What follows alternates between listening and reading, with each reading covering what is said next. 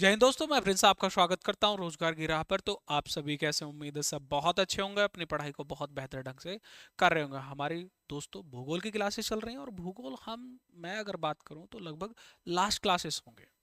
जैसे मैंने आपको बता दिया था कि हमारी लगभग 35-40 वीडियोस में ये कवर हो जाएगा। इंडियन ज्योग्राफी जो मोस्ट इंपॉर्टेंट चीज़ें थी मैं आपके सामने लेके आ गया।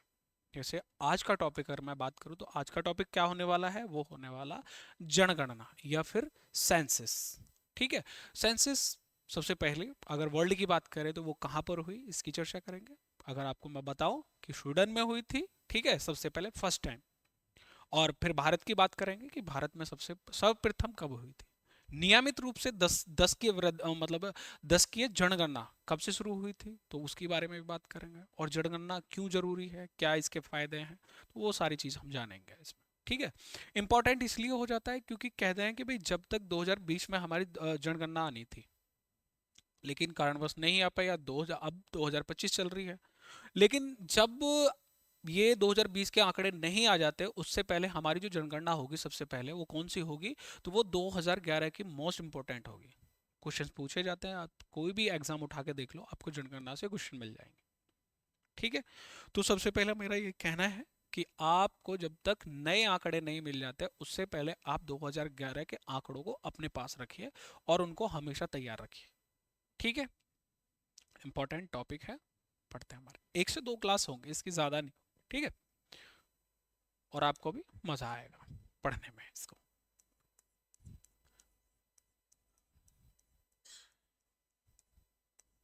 जनगणना या सेंसस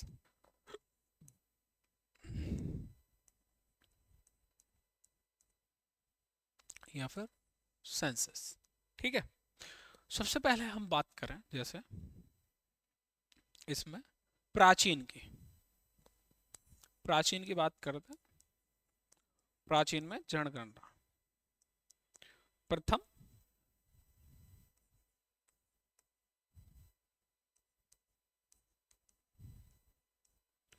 कैड्रेस्ट्रल सर्वे।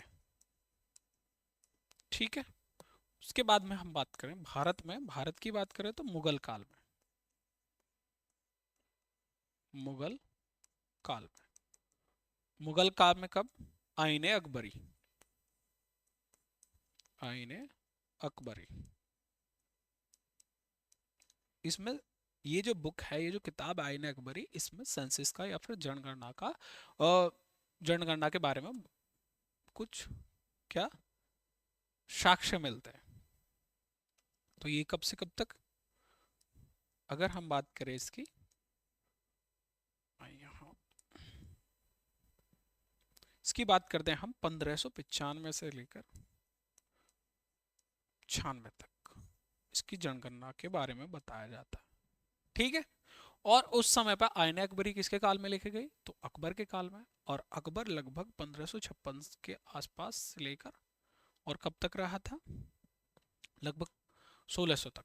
ठीक है। 1612 या ऐसा कुछ था, मुझे आई थिंक आइडिया नहीं है पूरा फुल्ली। अकबर।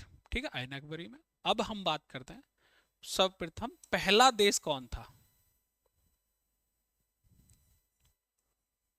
अगर हम बात करें वर्ल्ड की पूरे वर्ल्ड की बात करते तो कहाँ हुई थी सबसे पहले? स्वीडन में। कहाँ होती है? स्वीडन में 1749 को। कब होती है? 1749 को। और पूरे वर्ल्ड में सबसे पहले कहाँ होती है? स्वीडन में। ठीक है। अगर यहीं आपसे बात करें किसकी, 10 की है जनगणना की, किसकी बात करते हैं? 10 की है।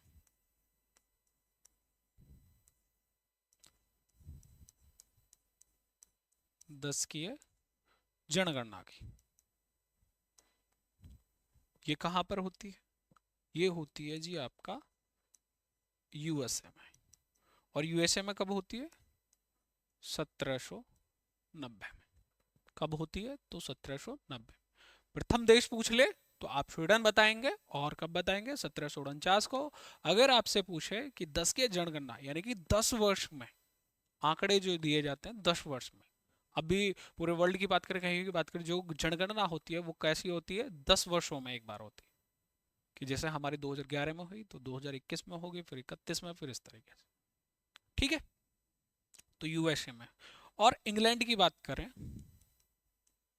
क्योंकि इंग्लैंड महत्वपूर्ण हो जाता है, क्योंकि ब्रिटिश शासन हमारे ऊपर था, मतलब कि जब ब्रिटिशों का हमारे ऊपर शासन था, उस काल में तो हुए जनगणना भारत की शुरू। आधुनिक जनगणना की बात करें तो इंग्लैंड की जनगणना कब होती है, तो ये होती है आपके सन 1800 लेकर 1801 के आसपास से शुरू होती है। कब से शुरू होती है, तो 1800 से लेकर 1801 से शुरू होती है। ठीक है। अब बात करते हैं हम सबसे पहले भारत की। किसकी? भारत की।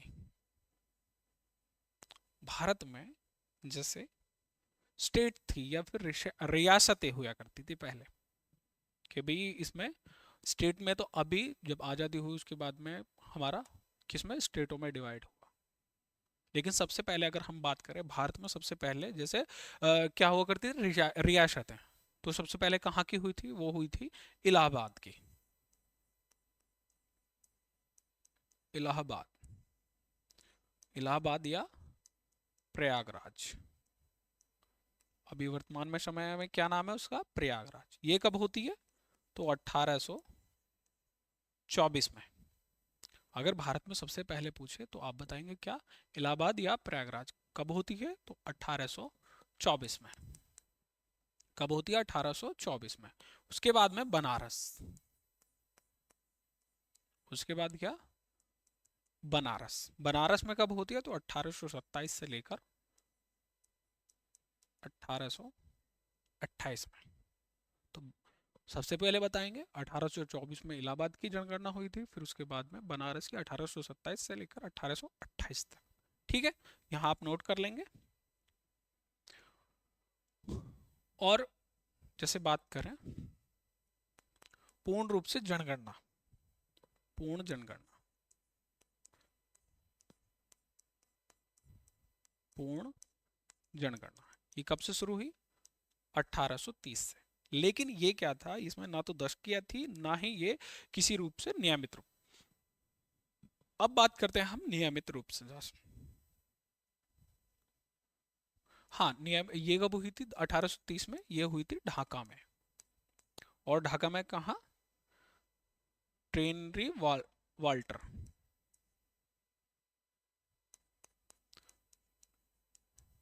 ट्रेनरी वाल्टर। ट्रेनरी वाल्टर कौन थे, जो इसमें करवाया। ठीक है। अब देखते हैं जैसे पूरे देश की, पूरे भारतवर्ष की, कि सबसे पहले पूरे भारतवर्ष की जो जनगणना शुरू हुई, उसकी शुरुआत भारत में कहाँ से हुई। तो ये कब होती है, पूरे भारतवर्ष की, पूरे भारतवर्ष की जनगणना कब होती है, मेयो के काल में। भारत का कौन था गवर्नर जनरल, कौन था उस समय, मेयो। मेयो के काल में कब होती है शुरू, 1872 में। 1872 में। ठीक है। सबसे पहले आपसे पूछेगा कि भारत में जब से ये स्टार्टिंग हुई थी, तो वो कब हुई थी, तो आप बताएंगे कि भाई अगर सबसे पहले भारत में पूछ ले तो आप इलाहाबाद, फिर बनारस, फिर पूर्ण रूप से ढाका बताएंगे। और फिर उसके बाद में भारतवर्ष में पूछे कि पूरे भारत की जो सेंसस हुई थी वो कब हुई थी, तो 1872। ठीक। और नियमित रूप से, नियमित रूप से दशकीय, दशकीय नियमित रूप से, तो ये कब हुई थी, ये हुई थी रिपन के काल में। कब होती है वो, 1881 में। कब होती है शुरू, तो 1881 में। दशकीय नियमित रूप से कब शुरू होती है, तो रिपन के काल में। कब शुरू होती है, तो ये आपका 1881 में। और इस जनगणना के आयुक्त कौन थे, यहां पूछे कि इस जनगणना के आयुक्त, जनगणना आयुक्त कौन थे, तो ये थे आपके WW W प्लॉडेन।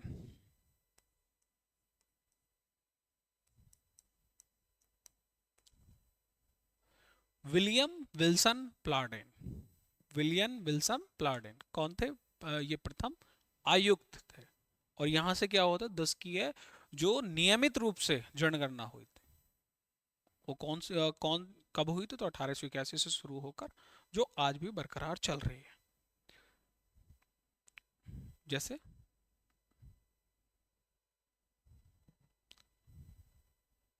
हाँ, ये आ गया।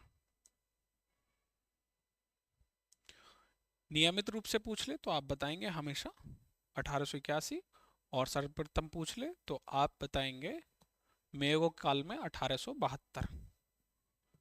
ठीक है। हाँ। अब हम बात करते हैं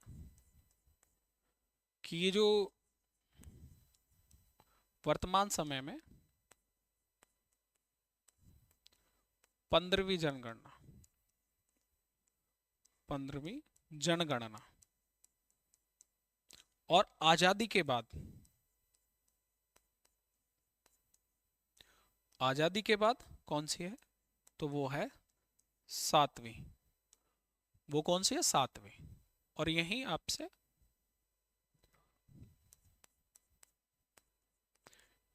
21वीं सदी की पूछ ले। 21वीं शताब्दी, तो 21वीं शताब्दी की क्या होगी? दूसरी।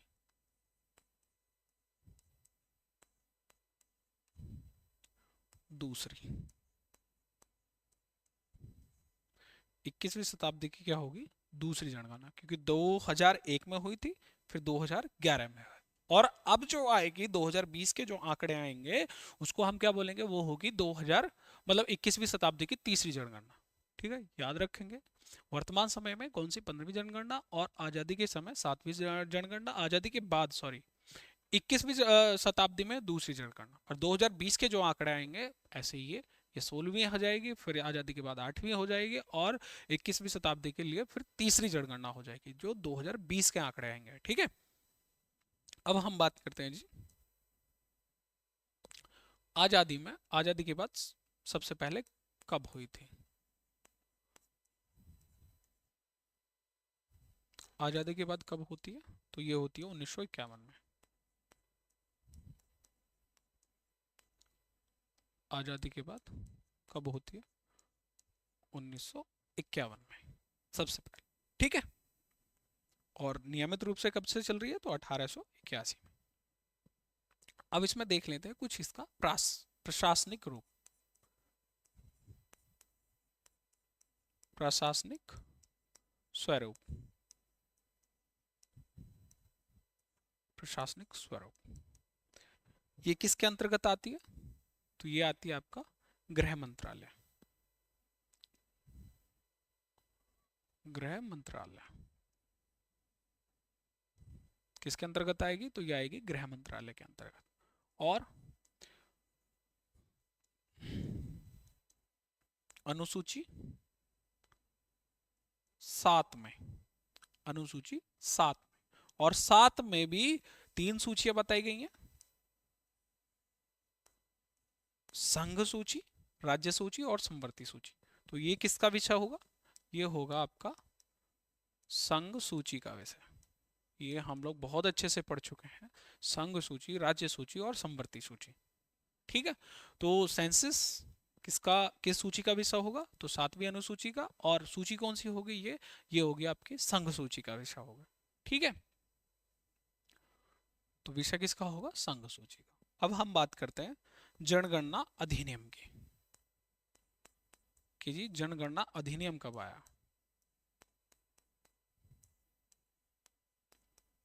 अधिनियम ये कब आता है? ये आता है 1948 में। 1948 को जनगणना अधिनियम। इसके बाद में हम बात कर लें गृह मंत्रालय के अधीन। यही मैं लिख देता हूं थोड़ा नीचे इसको गृह मंत्रालय के अधीन कब किया गया? तो यहां बात करें 1961 के बाद। 1961 के बाद से इसको किसके अंतर्गत कर दिया गया? तो ये कर दिया गया आपका गृह मंत्रालय के अंडर। किसके अंडर कर दिया गया? तो गृह मंत्रालय के अंदर 1961 के बाद। ठीक है। उसके बाद में हम बात करते हैं, इसके बाद में क्या हुआ? जनगणना अधिनियम आया एक, क्या हुआ? जनगणना विभाग।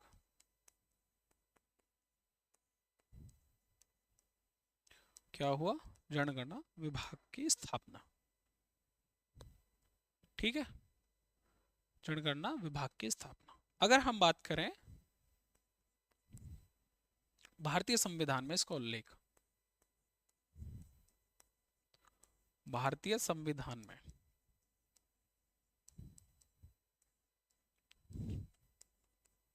उल्लेख, भारतीय संविधान के आर्टिकल 246,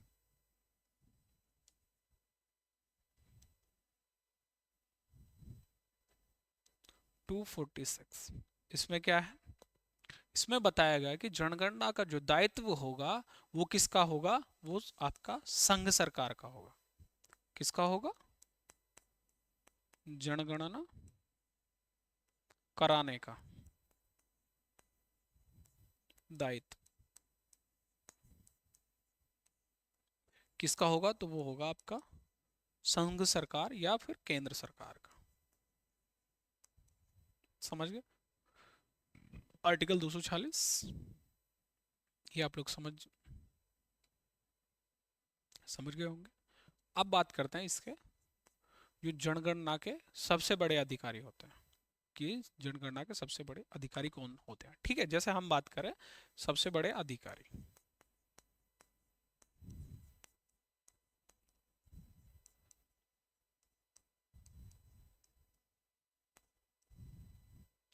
अधिकारी वो कौन होगा? तो भारत का महापंजीयक एवं जनगणना आयुक्त,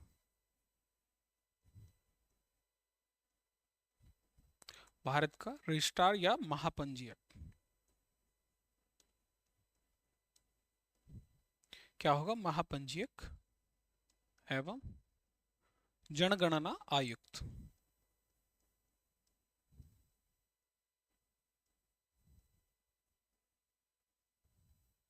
क्या होगा? जनगणना आयुक्त। ये तो ये सबसे पहले सबसे बड़े अधिकारी होंगे। ठीक है, अब हम बात करते हैं जी किसकी? आयुक्तों की।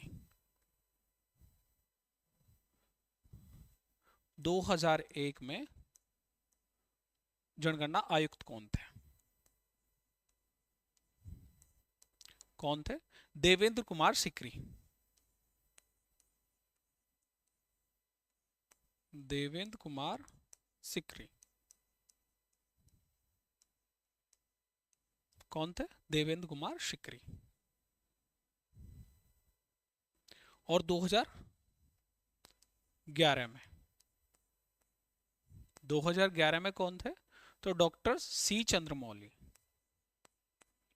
Doctor C Chandramouli,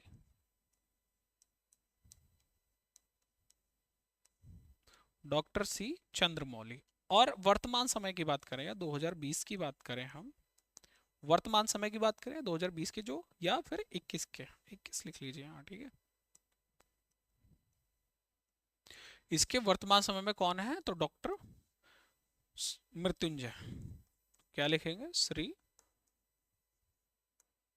Mrityunjay, Shri Mrityunjay Narayan. कौन होंगे? श्री मृत्युंजय नारायण,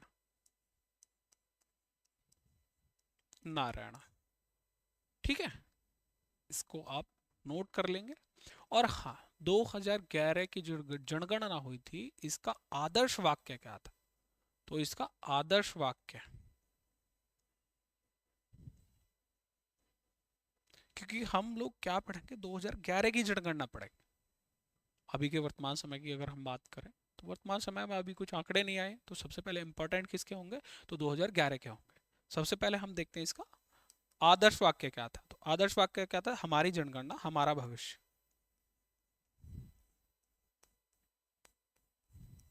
हमारी जनगणना हमारा भविष्य, हमारा भविष्य।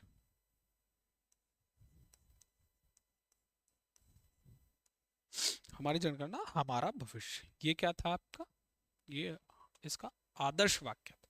यही बात करें हम जनगणना के गृह सचिव की, 2011 के जो गृह सचिव थे किसके, जनगणना के, वो कौन थे, आर के सिंह।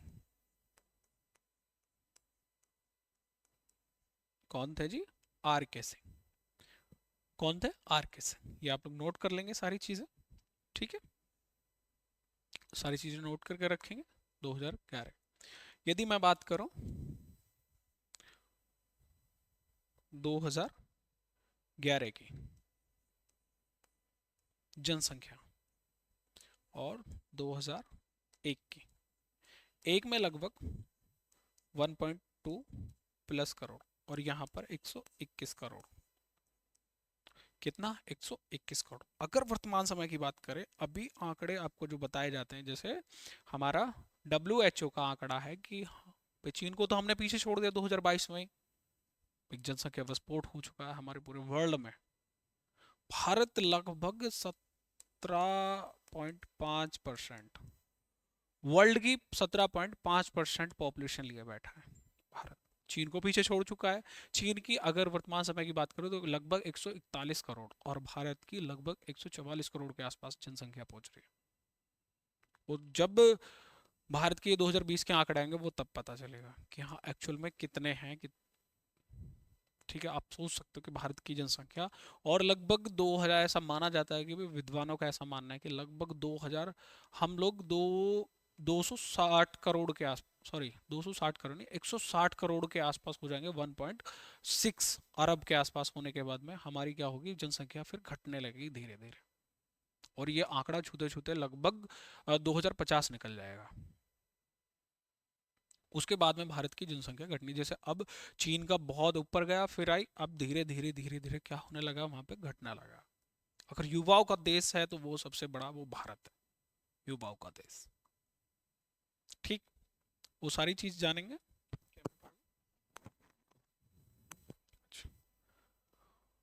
2011 में कितनी थी, तो 121 प्लस करोड़ जनसंख्या थी। 2002 में कितनी थी, तो 102 प्लस करोड़ जनसंख्या थी, ठीक है। ये आप लोग नोट कर लेंगे। वर्ल्ड की टोटल पॉपुलेशन, विश्व की जो जनसंख्या,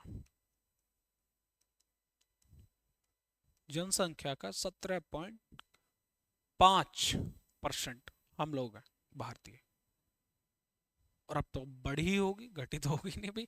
142 करोड़ पे हम पहुंच रहे थे, क्योंकि यहाँ तो 121 करोड़ पे थी, अब 142, 145, 146 के आसपास आंकड़े बताए जा रहे हैं।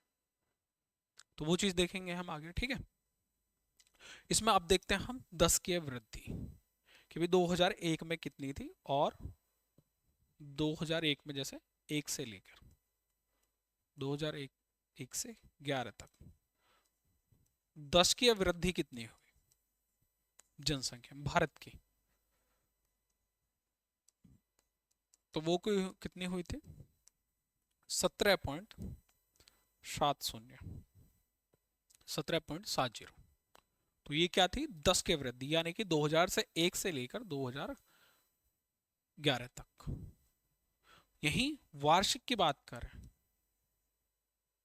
किसकी बात करें, वार्षिक वृद्धि की, प्रत्येक वर्ष वो कितनी थी, 1.64, 1.64% क्या थी, वार्षिक वृद्धि थी, ठीक है। आप लोग समझ गए होंगे। मैंने हमेशा बताया, जब हम परसेंट के मामले में किसी चीज़ को मानते हैं तो उसको क्या मानते हैं, 100% मान लेते हैं हम किसी भी चीज़ को, फिर उसमें से हम क्या निकालते हैं, परसेंटेज, कि भाई ये इतनी इस चीज़ के लिए परसेंट है, ये इतनी इस चीज़ के लिए परसेंट। तो ये वही है। 10 की वृद्धि पूछे तो 17.70, और वार्ष की वृद्धि पूछे 1.64%, ठीक। और मैं आपको बता ही चुका हूँ 2011 में आंकड़े क्या थे और 2012 में क्या थे। यही आपसे अगर कोई पूछे, एक इंपॉर्टेंट पॉइंट नोट बनाकर अपनी कॉपी पे लिखें, इंपॉर्टेंट लिखें,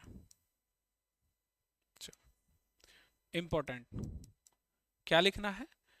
ये लिखना है आपको कि भारत की कभी ऐसा भी दौर रहा है, ऐसा भी दशक रहा है जिसमें भारत की जनसंख्या घटी हो। हाँ, बिल्कुल रहा है। वो कौन सा था? तो वो था 1911 से लेकर 1921। वो कब था? 1911 से लेकर 1921। तब क्या हुआ था? जनसंख्या घटी थी। यहाँ क्या हुआ था? माइनस में हुई थी। और कितनी जनसंख्या रही थी? 31%। 0.31%। ये क्या थी? माइनस में रही थी। -0.3%, लगभग 70 लाख लोग।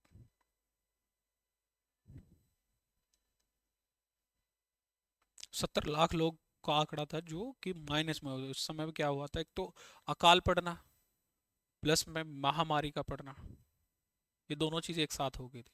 और ब्रिटिशर्स का तो बहुत ही दबाव था हम लोगों के ऊपर कि भी काला कानून की बात करें, बिना अपील बिना दलील। 1917 में ये जो आया था, 1919 में फिर बिना दलील बिना अपील कि भारत सरकार सीधे सीधे और फांसी पे चढ़ा देना।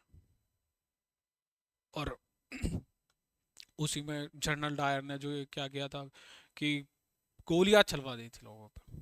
तो उसी समय की ये बात है, 1911 से लेकर 1921 की। उस समय में भारत की जनगणना किस में थी? मतलब भारत की जनसंख्या किस में थी? माइनस में थी, जब जनगणना के ये क्या आए थे? आंकड़े आए थे। और यही आपसे पूछे कोई सर्वाधिक वृद्धि, क्या पूछे? सर्वाधिक वृद्धि,